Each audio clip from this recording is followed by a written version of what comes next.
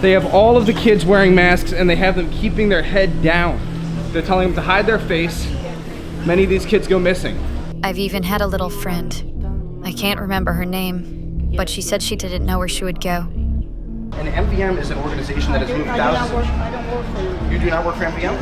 I'm on vacation. You said that you were on vacation and now you're moving this small child to the airport. I thought you were on vacation. Do you have any comment about the children that have gone missing that you've helped to escort across the country? 2 children were delivered to a sponsor that lives at this address. But as you can see, nobody lives here, and honestly, it doesn't look like anybody's lived here in quite a long time. There's kids in the car here. They're moving these kids. They just turn the lights off. We owe a debt of $10,000 for me and another $10,000 for my brother. That van that we just confronted, they are now taking off. We are following them. This van is now trying to lose us. They're driving through this neighborhood that's headed absolutely nowhere. Are a lot of the kids coming over here, are they trafficked or like what's the... Some are, I'm not gonna lie, some are. She cried because she didn't know what they would do with her. We went to sleep, and in the morning, when I got up, she was gone. Since 2021, an average of 400 unaccompanied children are smuggled into the United States every day. These children, who cross into the United States without parents, are subsequently detained, processed by the federal government's Unaccompanied Children program, and eventually released into the country. On August 19, 2024, the Department of Homeland Security announced that they had lost track of over 300,000 of these children. In June of 2024, a government insider from the Department of Health and Human Services provided Muckraker with a list detailing the names of over 8,000 alien children, along with their last known addresses. So, we began an operation to find the missing children ourselves. Over the course of our investigation, we discovered the dangerous places where children had been delivered, confronted a CIA contractor who moves these children, heard shocking stories from children who the federal government has lost track of, and exposed a child trafficking network in Florida. This report brings to light the fate of the forgotten children who have fallen victim to the criminal negligence of the United States federal government. Children who enter the United States illegally and without parents are subsequently detained and placed in holding camps, while the Office of Refugee Resettlement works to find the child a permanent home through their Unaccompanied Children program. The goal of the Unaccompanied Children program is to place alien children with vetted sponsors who are typically family members or close family friends. However, we discovered that while in federal government custody, some children ask to be sent back to their home country, but are instead taken away in the middle of the night and sent to sponsors who they do not know.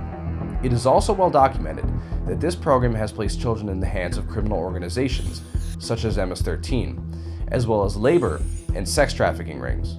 We began our operation by door-knocking the addresses associated with the most vulnerable children on our list, focusing on the youngest, who were the most likely to be victims of trafficking.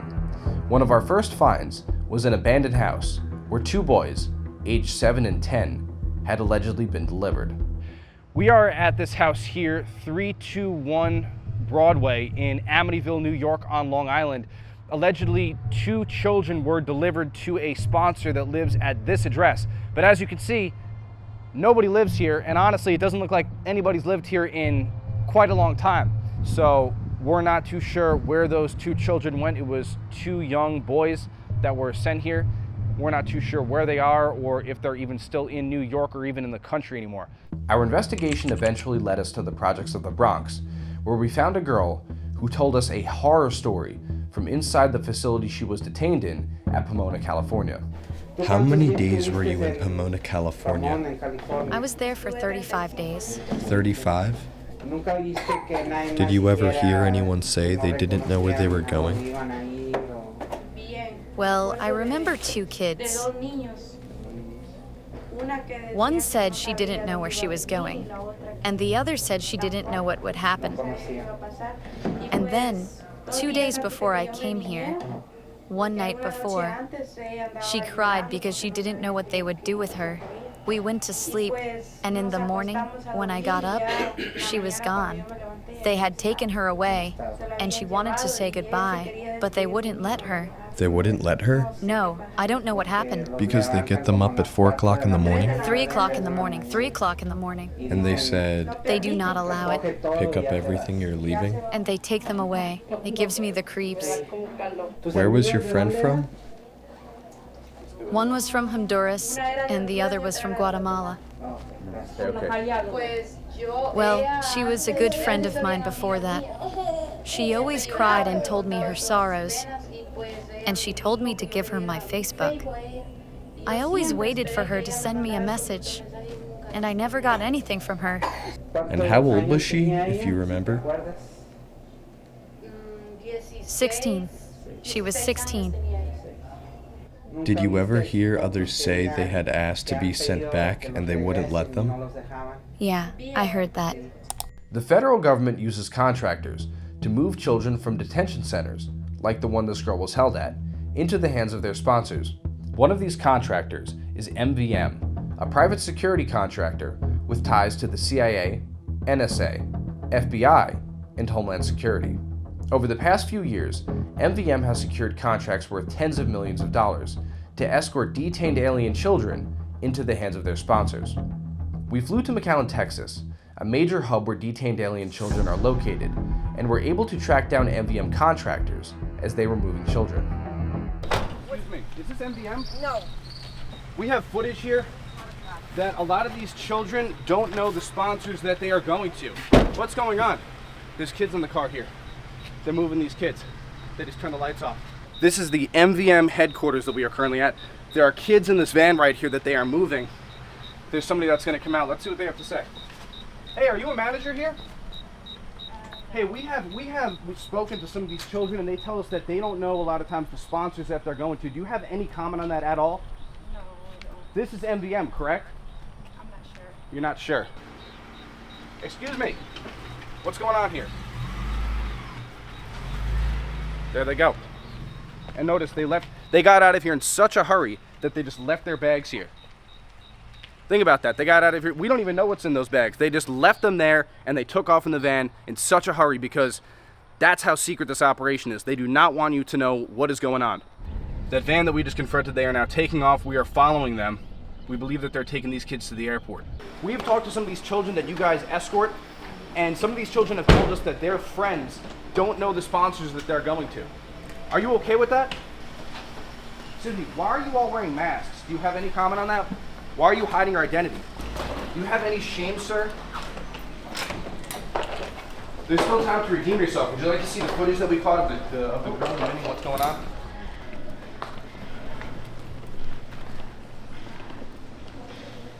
Were their IDs even checked just there? Were their IDs even just checked? Who checked their IDs? I didn't see any ID check just there. There was no ID check. Right. Why weren't their IDs checked? If I was going to go here... I can't talk to you about that. I'm going to ask you, why do you guys ID American citizens when those children can't do you guys an ID number? I'm not going to say anything on camera. Are a lot of the kids coming over here, are they trafficked or like what's the... Some are. I'm not going to lie. Some are. Does that happen a lot that the kids come over here with a totally fake name? It has.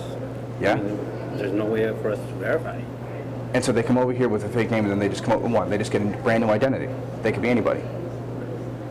Have you seen the movie? Sound of Freedom? Yeah, Sound of Freedom. Yeah, I've seen that. Yeah. Exactly like that shit happens. You guys get the kids coming over here with the notes that are attached to them with the addresses, right? And a lot of times those addresses lead to like a sex trafficker or something, right? That's legit. Yeah. There's a lot of shit that we can't tell. What's the issue though? Why can't you guys talk on camera? It's the policies that we have, the things that we can and can't say. But why don't they want you talking on camera? Politics. Politics. What, like making the administration look bad? Or? Yeah. Damn. Honestly, though, I really wish there was more people like you. Yeah. Exposing this shit. Yeah. Because it sucks. It truly is a horrible thing. Yeah. It is a horrible thing.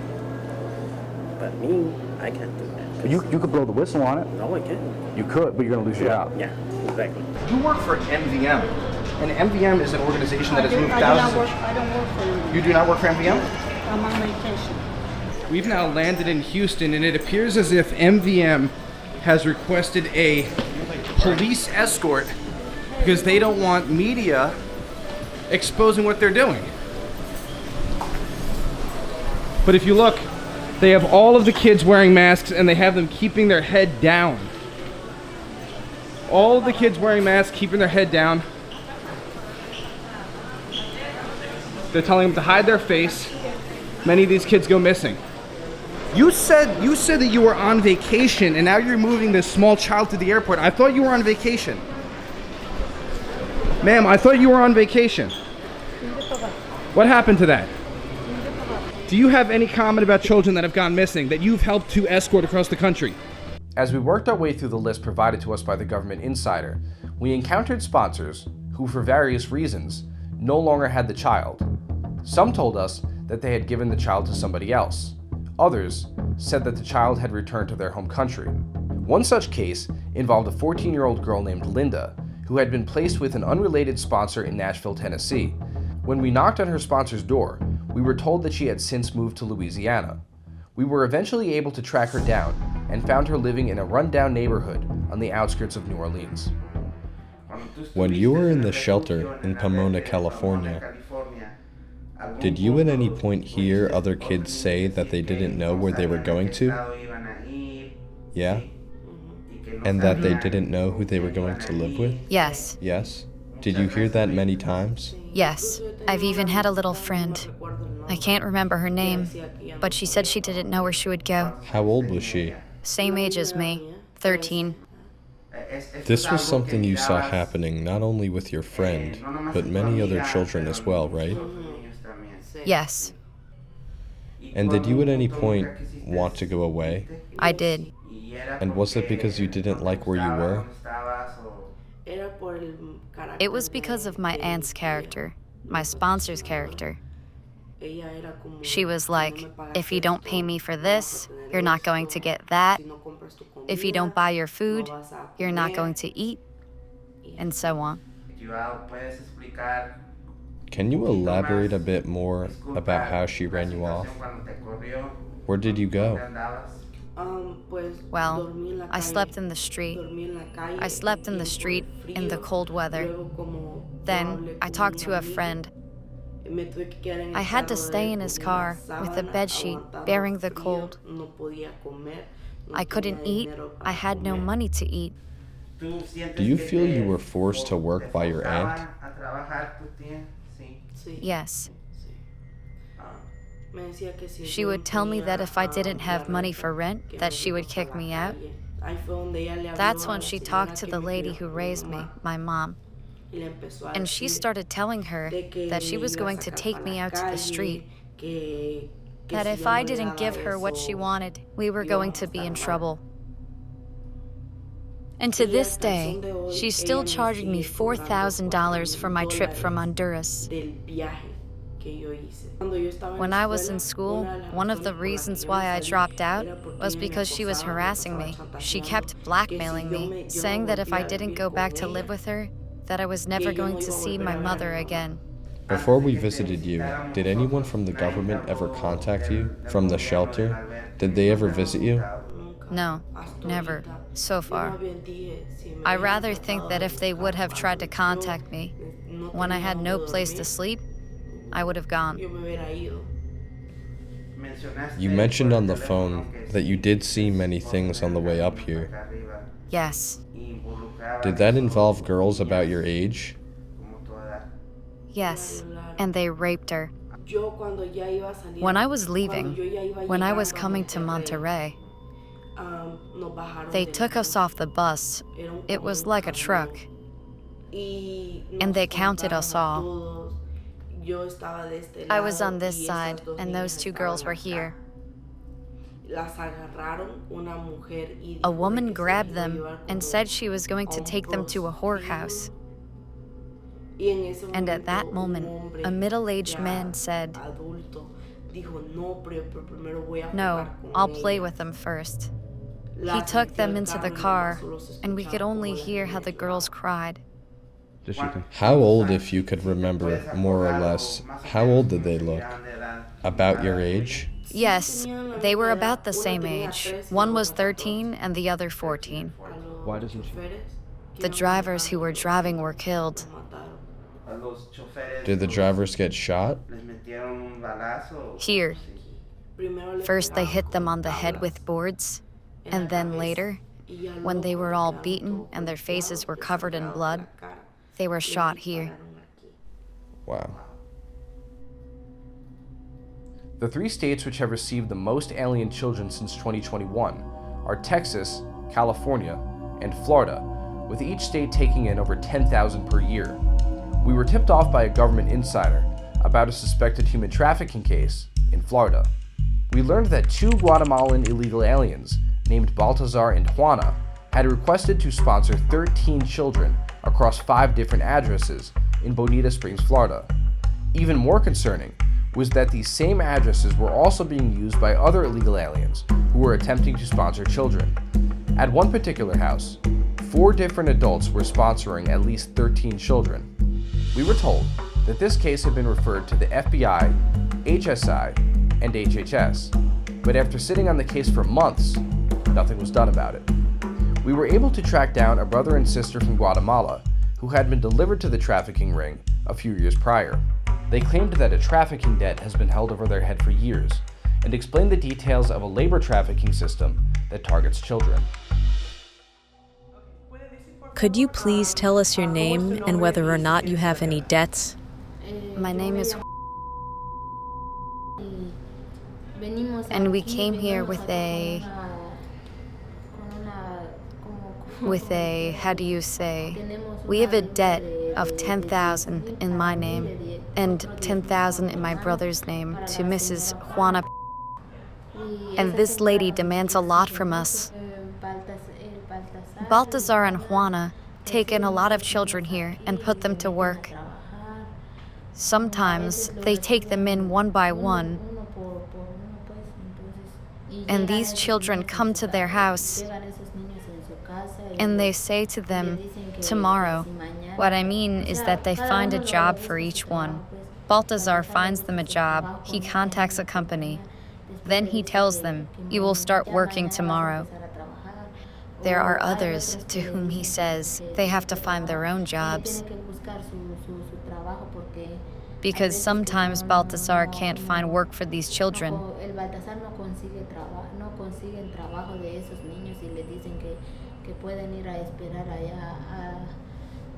And he tells them to wait at the stop for someone to pick them up for work. What is the youngest child you have ever seen? What is the youngest? 5 years old, 10 years old? How old? What is the youngest child you have ever seen with Baltazar? 5 years old. I lived with them for a couple of months, but I left because I didn't like it, because they were always drinking.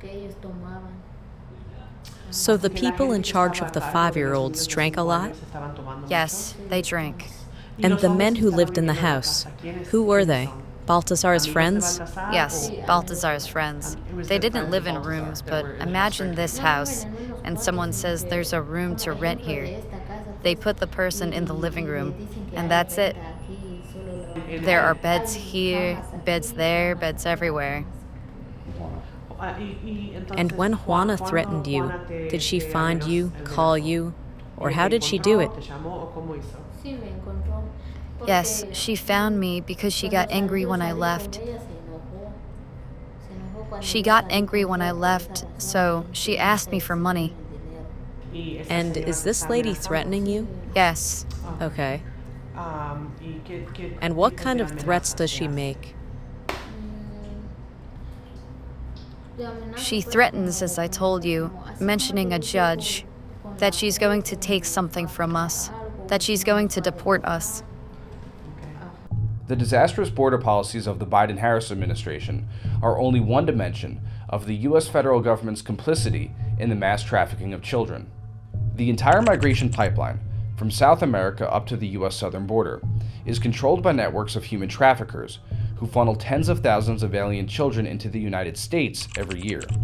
For many alien children, crossing the U.S. southern border is only the beginning of their problems. What you have seen here is a mere glimpse into the ever-growing child trafficking industry in the United States.